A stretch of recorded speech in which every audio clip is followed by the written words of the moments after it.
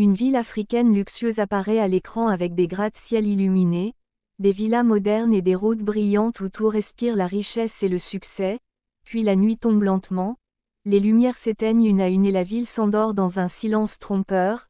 Soudain une horloge géante affiche 2h59 et son tic-tac devient assourdissant. À 3 heures précises un vent glacial traverse la ville et les lampadaires clignotent. Dans l'ombre des immeubles des silhouettes apparaissent. Des sorciers vêtus de noir dont les yeux brillent d'un feu étrange. Sous la ville danse un monde invisible, des démons se lèvent guidés par une voix grave et terrifiante.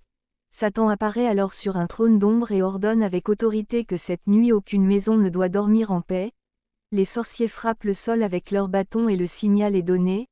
Aussitôt les maisons sont attaquées spirituellement avec des cris, des paralysies du sommeil, des cauchemars et des réveils brusques à 3 heures du matin. Dans une villa luxueuse, une femme se réveille en sueur incapable de bouger tandis qu'une ombre est assise sur sa poitrine. Dans un autre immeuble un homme crie dans son sommeil poursuivi par des voix invisibles. Les rues semblent calmes mais le monde spirituel est en pleine guerre. Toutes les maisons sont touchées sauf une seule. Une maison simple mais lumineuse, autour de laquelle règne une paix étrange.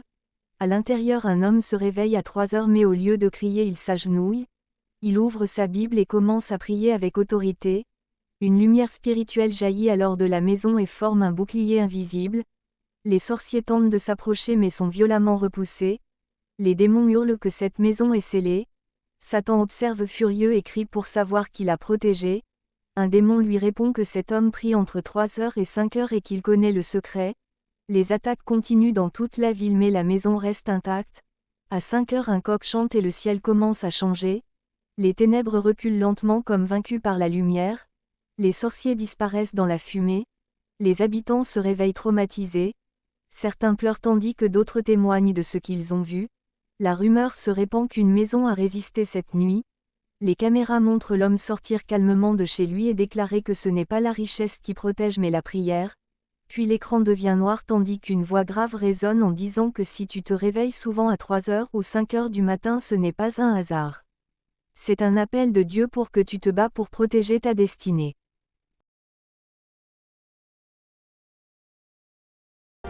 Voici le guide que ma famille lit chaque 3 heures et apprend à se battre contre les attaques.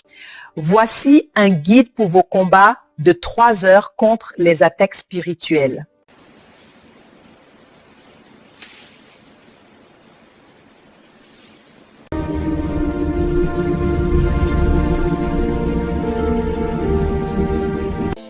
Voici une guide de combat pour une famille complète. Le prix est juste à 2000 FCFA seulement.